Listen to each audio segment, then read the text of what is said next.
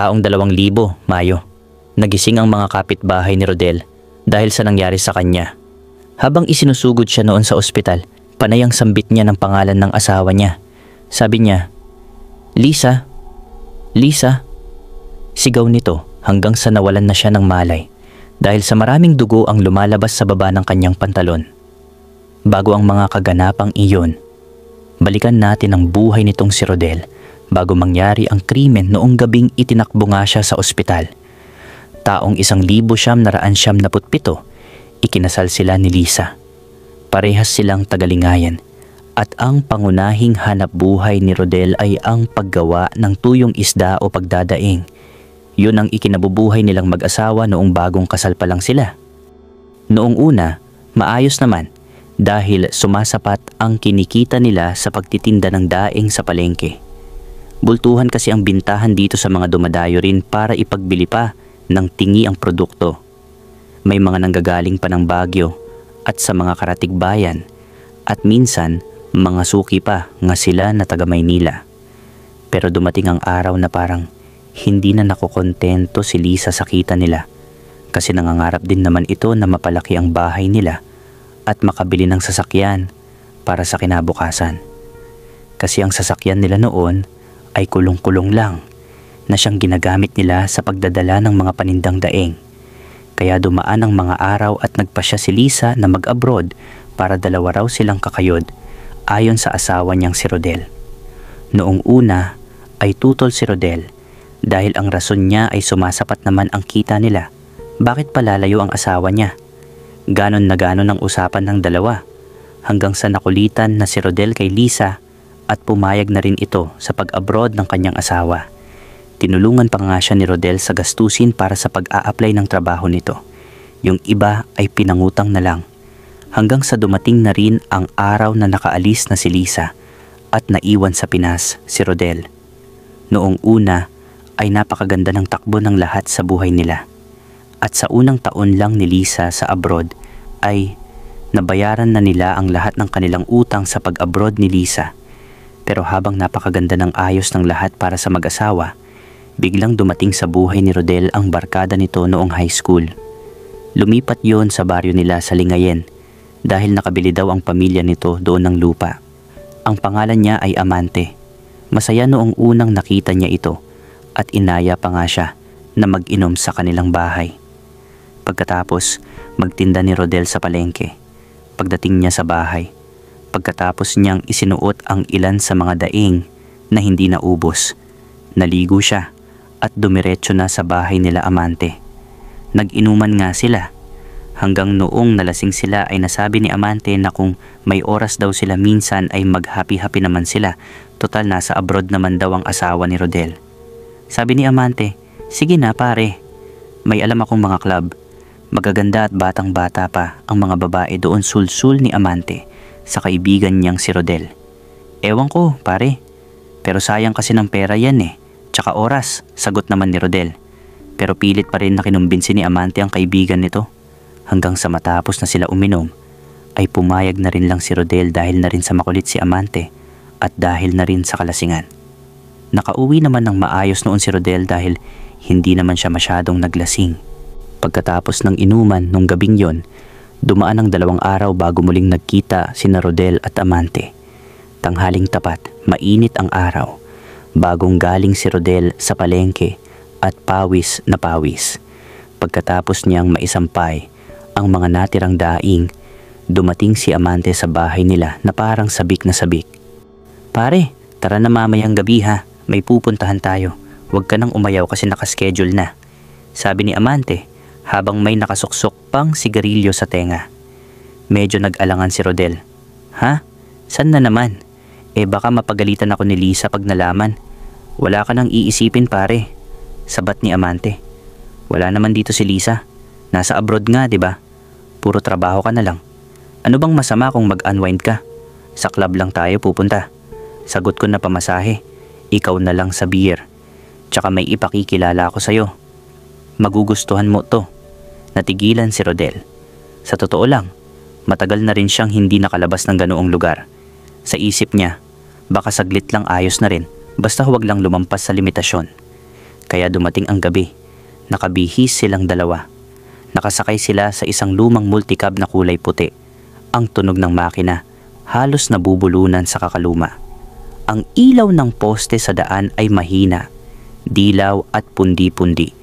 Kaya't habang papalapit sila sa bayan, kitang-kita ang kislap ng neon lights mula sa club na sinasabi ni Amante. Pagpasok nila, bumungad agad ang amoy ng alak, yosi, at pabango ng mga babaeng nagliliparan sa paligid. Ang tugtog ng disco music ay malakas, halos yumanig sa dibdib mo. May mga lalaking nakaupo sa mesa, nakangisi habang may kasamang babae sa tabi. "Pare, dito tayo," hila ni Amante kay Rodel papunta sa sulok na mesa. Naupo sila at agad na umorder ng beer. Maya-maya, lumapit ang tatlong babae. Bata pa ang itsura, nakamaikling palda at nakangiti. Isa sa kanila ang agad na tumabi kay Rodel. Maputi, manipis ang labi, at may mga matang parang laging nakikipag-usap kahit hindi nagsasalita. Siya si Jovelyn, bulong ni Amante sa kaibigan. "Pare, special yan. Hindi basta pokpok yan. Magaan kasama, tsaka malambing." Napatingin si Rodel kay Jovelyn. Ngumiti ito sabay sabing, "Hi kuya, ako si Jovi. Ang tahimik mo naman. Unang beses mo ba dito?" Ngumiti rin si Rodel ng mahina. "Oo, ngayon lang ako nadala dito ni Amante." Hindi niya alam kung bakit pero may kakaibang init sa dibdib niya habang kausap si Jovelyn. Hindi ito tulad ng ibang babae sa paligid na halatang peke ang mga ngiti. Si Jovelyn, kahit nasa ganoong trabaho, may lambing na parang totoo. Habang tumatagal ang gabi, mas nagiging magaan ang loob ni Rodel sa kanya. Tumatawa na siya, nagkukuwento ng kaunti tungkol sa buhay nila ni Lisa, kahit pa medyo nag-aalangan siyang ikuwento lahat.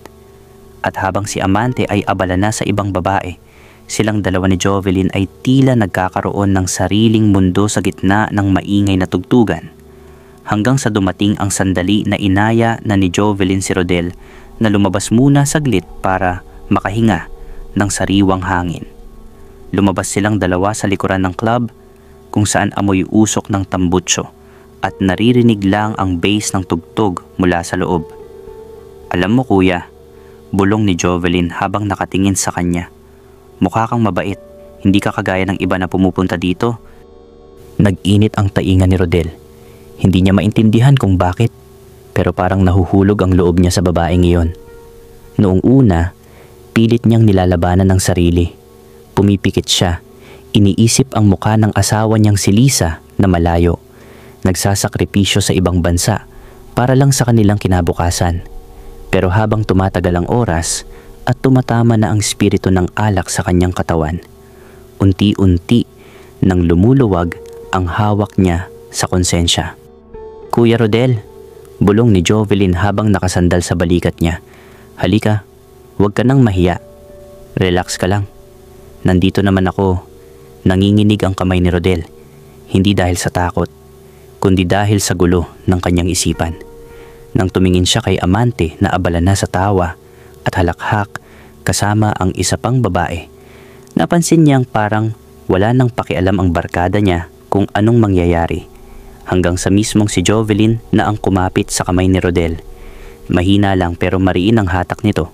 Dinala siya palabas ng club, dumiretso sa kalapit na kwarto ng isang mumurahing lodge na parang sanay na itong puntahan. Amoy kahoy ang dingding, malamlam ang ilaw, at naroon ang isang kama na gusot ang kobre. Doon, si Jovelyn ang nag-umpisa. Siya ang naging matapang. Siya ang kumilos na parang matagal na silang magkasintahan. Nakaupo lang si Rodel para siyang naninigas sa unang sandali. Pero habang dinadala siya ng babae sa bawat haplos at ngiti, unti-unti siyang bumigay. Wala siyang nagawa kundi hayaan ang agos ng gabing iyon.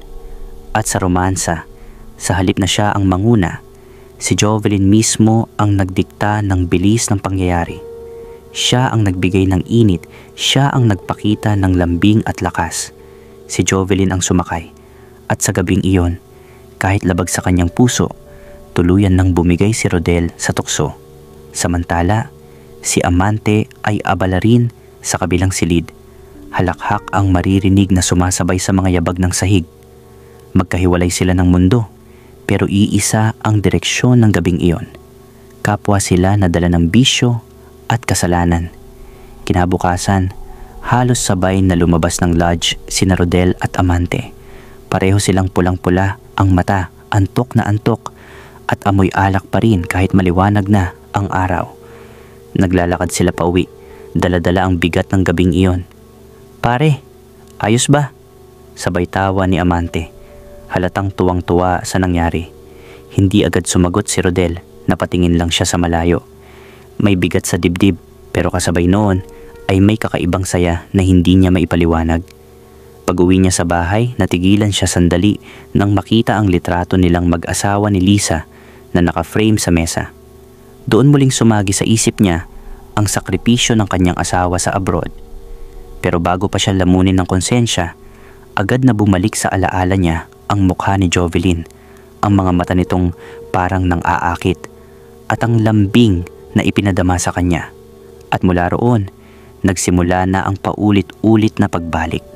Si Amante ang laging nagyayaya.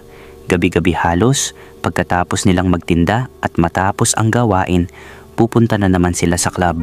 Doon, nakaabang si Jovelyn, nakangiti, at tila siya na mismo ang dahilan kung bakit bumabalik si Rodel. Pero sa tuwing babalik sila, isang bagay ang mapapansin. Hindi na si Amante ang gumagastos. Si Rodel na ang laging nag-aabot ng pera. Mula sa kinita niya sa pagdadaing, malaking parte ang napupunta sa alak, sa club, at syempre, kay Jovelyn. "Pare, ikaw na muna ha. Medyo gipit ako ngayon." Laging palusot ni Amante. At dahil ayaw namang mapahiya, si Rodel ang laging sumasalo. Hanggang sa hindi na niya namamalayan, dahan-dahan nang kinakain ng bisyo at tukso ang perang pinaghihirapan nila ni Lisa. Lumipas ang mga linggo. Mas lumalim pa ang relasyon ni Rodel at Jovelyn. Hindi na basta suki at pokpok, naging para na silang magnobyo. Madalas silang mag-usap kahit hindi sa club. Nagkikita sila sa labas, nagtatagpo sa mga tagong lugar. Si Jovelyn, sa kabila ng trabaho niya, nagpakita ng lambing na parang totoo. At si Rodel naman, tuluyan ng nahulog.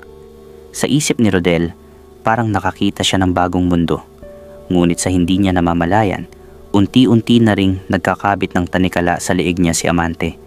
Dahil kung hindi dahil sa barkadang iyon, hindi siya madadala sa ganoong buhay. At ito ang simula ng pagbagsak niya. Isang pagbagsak na hahantong sa gabing duguan siyang isinugod sa ospital. Lumipas ang mga linggo, mas lumalim pa ang relasyon ni Rodel at Jovelyn. Hindi na basta suki at pokpok, naging para na silang magnobyo. Madalas silang mag-usap kahit hindi sa club. Nagkikita sila sa labas, nagtatagpo sa mga tagong lugar. Si Jovelyn sa kabila ng trabaho niya, nagpakita ng lambing na parang totoo. At si Rodel naman, tuluyan ng nahulog. Sa isip ni Rodel, parang nakakita siya ng bagong mundo. Ngunit sa hindi niya namamalayan, unti-unti na ring nagkakabit ng tanikala sa liig niya si Amante. Dahil kung hindi dahil sa barkadang iyon, hindi siya madadala sa ganoong buhay. At ito ang simula ng pagbagsak niya. Isang pagbagsak na hahantong sa gabing duguan siyang isinugod sa ospital habang tinatawag ang pangalan ng asawa niyang si Lisa. At dumating nga ang araw na hindi na lang sa club nagtatagpo sina Rodel at Jovelyn. Sa halip, tuluyan na niyang inuwi ito sa kanilang bahay. "Dito ka na lang, Jovi. Wala namang magbabantay sa akin dito. Malayo si Lisa, ako lang mag-isa. Ano pa bang silbi kung gabi-gabi kitang ihahatid? Pwede ka namang dito na tumira," sabi ni Rodel habang nakatingin sa kanya. At simula noon, naging para na silang mag-asawang nagsasama sa ilalim ng iisang bubong. Si Jovelyn, kahit galing sa club, ay nagmistulang may bahay, nagluluto, nag-aayos ng kama, at palaging nakabantay kay Rodel. Isang umaga, habang nag-aahit si Rodel ng balbas sa tapat ng maliit na salamin sa dingding, nakatayo si Jovelyn sa may pinto, nakatingin lang.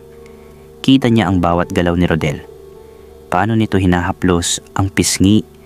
Paano ito dahan-dahang dumudulas ang labaha sa ilalim ng panga? At kung saan niya iyon ibinabalik pagkatapos gamitin? Isinasabit ni Rodel ang labaha sa isang maliit na kawit sa gilid ng aparador. Laging nandoon, nakatago pero madaling abutin. Napangiti si Jovelyn. Hindi niya alam kung bakit, pero parang nagmarka sa isip niya ang bagay na iyon. Ang makinang natalim ng labaha, ang tunog na ginagawa nito tuwing dumidikit sa balat. At mula sa araw na iyon, naging malinaw sa kanya kung gaano kahalaga ang maliit na bagay na iyon sa buhay ni Rodel. Ang gwapo mo kapag bagong ahit, biro ni Jovelyn sabay lapit at yakap mula sa likod. Natawa si Rodel, hinaplos ang kamay ng babae at bumulong. Para lang sa'yo, Anto Jovi. Lumipas ang mga linggo at dito na nagsimulang magbago ang takbo ng buhay ni Rodel. Si Amante, na siyang naging tulay sa lahat ng ito, biglang nawala sa baryo. Hindi na siya nagpakita mula nang utangan niya si Rodel ng malaking halaga, pera na hindi kanya kundi halong ipon at pinaghirapan nilang mag-asawa ni Lisa. Para bang iniwan si Rodel sa ere, walang balak bayaran, walang balak balikan. At si Rodel, unti-unti na ring naging tamad sa pagtitinda ng daing sa palengke. Kung noon ay masigasig siya, gigising ng madaling araw para magtimpla ng asin at magbabad ng isda. Ngayon ay halos ayaw na niyang kumilos. Ang dahilan? Si Jovelyn. Hindi na negosyo ang iniintindi ni Rodel. Araw-araw magdamag, puro lambingan at kalandian ang inaatupag nilang dalawa. Madalas ang bimbangan ng mga ito. Para bang wala ng ibang mundo sa labas ng kanilang bahay. Ang dating amoy ng tuyo at asin sa kanilang bahay ay napalitan ng pabango ni Jovelyn at usok ng sigarilyo. Kapag naiisip ni Rodel ang asawa niyang si Lisa, minsan pa nga ay napapailing siya. Pero agad iyong natatabunan ng presensya ni Jovelyn, lalo na kapag nakahiga ito sa kama, nakatingin sa kanya, at naglalambing na parang siya na ang tunay na may bahay. Habang patuloy ang ganitong pagsasama, unti-unting nalulustay ang pera ni Rodel. Ang perang dapat sana ay iniipon nila para sa bahay, para sa kinabukasan, ay napupunta lang sa bisyo, sa alak, at sa pagbibigay luho kay Jovelyn. At dito nagsimula ang unti-unting pagkasira ni Rodel. Hindi lang sa negosyo, kundi pati sa buhay na pinundar nila ni Lisa. Lingid sa kaalaman ni Rodel, kahit itinatago niya ang lahat sa asawa niya, mabilis ang pag-ikot ng tsismis. At gaya ng kasabihan, walang lihim na hindi nabubunyag. Nakarating kay Lisa ang balitang may kinakasama na si Rodel dito sa Pilipinas, isang babae mula sa club. Sa una, ayaw maniwala ni Lisa. Pilit niyang iniisip na baka paninira lang, baka gawa-gawa ng mga inggit na kapitbahay. Pero habang dumarami ang naririnig niyang kwento, mas lalo siyang kinukurot ng kutob, hanggang sa dumating ang araw na napatunayan niya ito mismo. Taong 2000, isang umaga, hindi na nagpadala ng pera si Lisa kay Rodel. Tahimik lang, at imbes na magpaliwanag sa sulat o tawag, bigla na lang siyang umuwi mula abroad. Walang pasabi, walang paalam. At doon na naganap ang eksena. Pagpasok ni Lisa sa kanilang bahay, nadatnan niya mismo ang kanyang asawa na si Rodel at si Jovelyn na nakahiga pa sa banig. Parang binagsakan ng langit at lupa si Lisa sa nakita niya. Hindi na siya nag-isip. Sa sobrang galit, nilapitan niya agad si Jovelyn at walang sabi-sabing kinaladkad palabas ng banig. Sunod-sunod na sampal sa bunot at mura ang pinakawalan niya.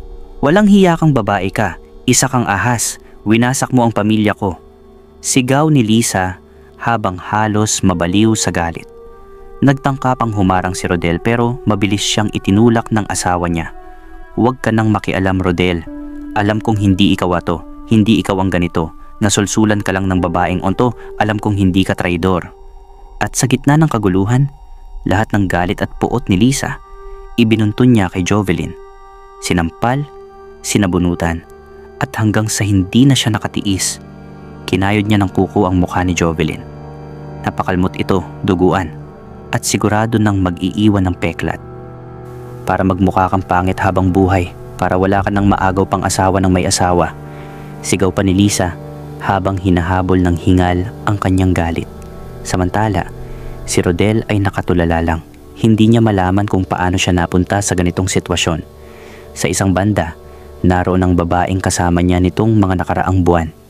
Sa kabila, naroon ang asawang tunay na nagmahal sa kanya, galit, sugatan ng puso, pero naniniwalang hindi siya ang tunay na may sala. At matapos ang eskandalo, tuluyan ngang lumayas si Jovelyn. Naglahong parang bula sugatan ng mukha at pride, ngunit hindi pa tapos ang kwento niya. Si Lisa naman piniling hindi na bumalik abroad. Naisip niya na baka iyon ang kapalit, ang masira ang pamilya nila kung muli siyang lalayo. Kaya nanatili siya sa piling ng kanyang asawa. Pilit na binubuo muli ang tiwalang nasira. Lumipas ang ilang buwan at unti-unti ring bumabalik sa ayos ang lahat. Hindi na kasing saya gaya ng dati, pero may pag-asa. Hanggang sa dumating ang araw na nagpaalam si Lisa kay Rodel. "Del, uuwi muna ako sa San Nicolas, bisitahin ko sina nanay at tatay. Doon na rin ako makikituloy ng 3 araw kasama si kuya," sabi nito. Niyaya pa niya si Rodel, pero tumanggi ito. "Huwag na, Lisa. Nahihiya pa ako sa kanila. Alam ko, galit pa rin sila sa ginawa ko." Natahimik si Lisa, saka ngumiti ng mapait. "Sige na nga, 3 araw lang naman. Pagbalik ko, tayo ulit." At tuluyan na ngang bumiyahe si Lisa pauwi ng San Nicolas.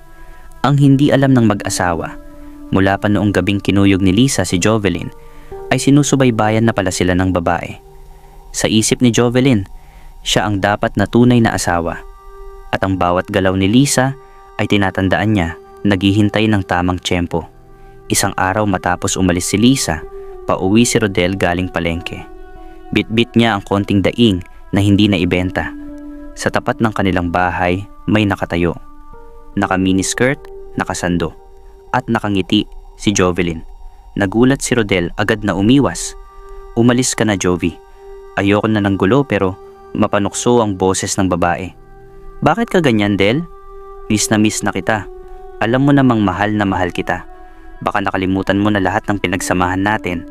At sa huli, sa lambing, sa tukso, at sa kahinaan ni Rodel, muli silang natangay ng gabi. Magkahalong alak at pagnanasa ang muling naglapit sa kanila. At kahit sinabi pa ni Rodel sa sarili niya na ito na ang huli, hindi na siya muling magpapadala, nahulog pa rin siya. "Jovi, huli na ito ha. Wala nang susunod pa," sambit ni Rodel matapos silang magsiping. Ngunit lingid sa kanya, may ibang balak si Jovelyn. Pagsapit ng kalaliman ng gabi, mahimbing ang tulog ni Rodel. Habang humihilik ito, dahan-dahang bumangon si Jovelyn mula sa tabi niya. Matalim ang mga mata, puno ng puot at selos.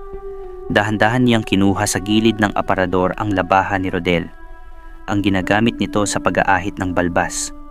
Hawak ang labaha, bumalik siya sa tabi ng natutulog na lalaki. Marahan niyang hinaplos ang dibdib ni Rodel, sabay tingin sa ibabang bahagi nito. Huminga siya ng malalim, saka ngumisi ng malamig. "Akin ka lang, Del. At kung hindi, wala ka nang magiging akin o kahit kanino pa." At sa isang iglap, inundayan niya ng matalim na hiwa ang pinakasentro ng pagkalalaki ni Rodel. Isang malakas na sigaw ang pumunit sa katahimikan ng gabi. "Ba!" Nagising si Rodel sa matinding sakit. Agad siyang napabalikuwas pero huli na. Dumaloy ang napakaraming dugo mula sa kanyang ibaba. Halos mabaliw siya sa kirot, hawak-hawak ang kumakatas na sugat. Samantala, si Jovelyn ay nakatayo lang. Hawak ang dugo ang labaha at nakangiting parang demonyo. "Ngayon, Del, wala ka ng asawa. Wala ka na ring kaligayahan. Wala ka ng kahit ano, kundi ako." Pagkatapos sambitin ang mga salitang iyon, mabilis siyang tumakbo palabas ng bahay. Halos madapa sa pagmamadali, tinakbuhan ng dilim ng kalsada. Iniwan niya ang lahat. Pati ang dugo ang labaha at ang bag niya, naiwan sa sahig, ebidensyang magsasabit din sa kanya balang araw. Maya-maya lang, nagsipulasan ang mga kapitbahay, gulat na gulat sa narinig na sigaw ni Rodel. May ilan pang nagtakbuhan papasok at doon nila nakita ang kaawa-awang kalagayan ni Rodel. Nakahandusay, duguan, halos wala ng malay. "Diyos ko, tawag kayo ng tricycle. Dalhin natin sa ospital," sigaw ng isa. Agad siyang isinugod at habang binabagtas ang madilim na kalsada patungong ospital, panay ang sambit ni Rodel ng pangalan ng asawa niya. "Lisa? Lisa?" Mahina, ngunit punong-puno ng kirot at panghihinayang, hanggang sa nawalan siya ng malay. Kinaumagahan, dumating si Lisa. Agad siyang dinala sa ICU ng mga nurse at nang masilayan ang kanyang asawa, halos mabiyak ang puso niya sa awa. Nabuhay nga si Rodel, pero putol na ang kanyang kaligayahan. Isang sugat na hindi na kailanman maghihilom. Sa mga araw na lumipas, iyak at pagdurusa ang tanging naramdaman ni Rodel. Ramdam niya na parang wala na siyang silbi bilang lalaki. Ngunit kahit ganoon, tinanggap pa rin siya ni Lisa. Mahigpit siyang niyakap at bumulong. Del, mahal pa rin kita. Kahit ano pa ang nangyari. Kahit hindi mo na maibigay ang kaligayahan na dati nating pinapangarap, ikaw pa rin ang asawa ko. Tinanggap siya. Pinili siyang mahalin. Pero sa kalooban ni Rodel, wasak na siya. Nang maiuwi na siya matapos ang ilang linggo sa ospital, nanahimik na lamang siya sa isang sulok. Hindi makatingin sa asawa, walang imik, tulala. Araw-araw, iniisip niya kung bakit siya napahamak ng ganoon. Isang maling desisyon, isang maling barkada, at pagmamahal na itinapon niya sa isang puta. Isang linggo ang lumipas at hindi na kinaya ng kanyang isipan. Sa sobrang bigat ng kanyang dinadala, pinili na lamang niyang wakasan ang lahat. Natagpuan na lamang si Rodel ni Lisa sa loob ng kanilang bahay. Nakabigti, wala ng buhay. Bumulagta ang luha ng babae, halos mabaliw sa sinapit ng kanyang asawa. Samantala, sa kaso ng salarin na si Jovelyn, dahil naiwan ang labaha at ang bag, pati na rin ang salaysay ni Rodel bago ito pumanaw, nagsilbing matibay na ebidensya ang lahat. 2 buwan ang lumipas, nahuli rin siya ng mga pulis sa isang club sa Dagupan. Hindi na siya nakapalag at tuluyan nang nakulong. At si Lisa, wala nang ibang nagawa kundi ipagpatuloy na lang ang buhay. Binalikan niya ang abroad matapos ang ilang buwan, dala ang sugat ng nakaraan, sugat na habang buhay nang nakaukit sa kanyang puso. Ang kwento ni Rodel, isang paalala na minsan sapat na ang maling barkada at maling tukso para wasakin ang buhay mo, at ang kapalit ay kalunos-lunos na wakas.